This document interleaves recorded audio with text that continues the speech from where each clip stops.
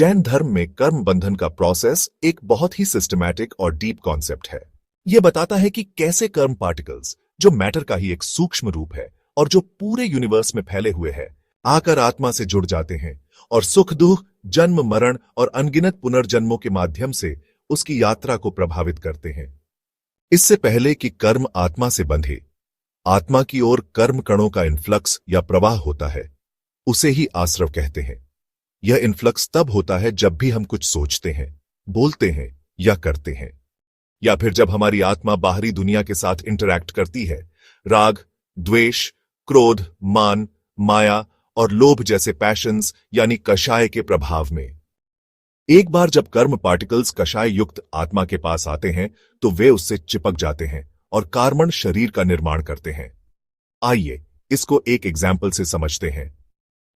जैसे कोई burning iron ball है जो एकदम लाल आग के गोले जैसा लग रहा है।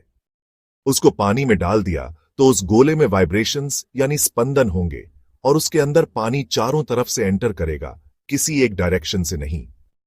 पर जब वो आयरन बॉल ठंडा है तो उसमें पानी एंटर नहीं कर पाएगा। वो आयरन बॉल है हमारी आत्मा और वो पानी है कर्म पुदगल।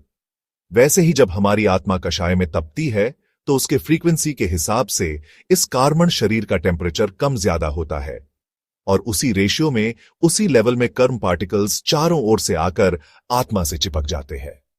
The stronger the passions and intentions, the tighter the binding. According to frequency of vibrations in each and every moment कर्मों का एक ब्लूप्रिंट तैयार होता है। इस ब्लूप्रिंट में कर्म पार्टिकल्स का नेचर क्या होगा, ये कितने टाइम बाद एक्टिव होंगे, ये कितनी क्वांटिटी में आएंगे और इनकी स्ट्रेंथ क्या होगी, ये डिसाइड होता है, जिसे प्रकृति, स्थिति, प्रदेश या अनुभाग बंध कहते हैं। तो खुद को कर्मों से मुक्त करने के लिए we need continuous efforts, right knowledge, right perception and right faith.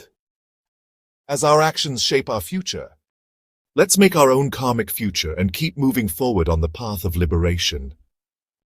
For more such information, जुड़े रहिए Secret of Karma से।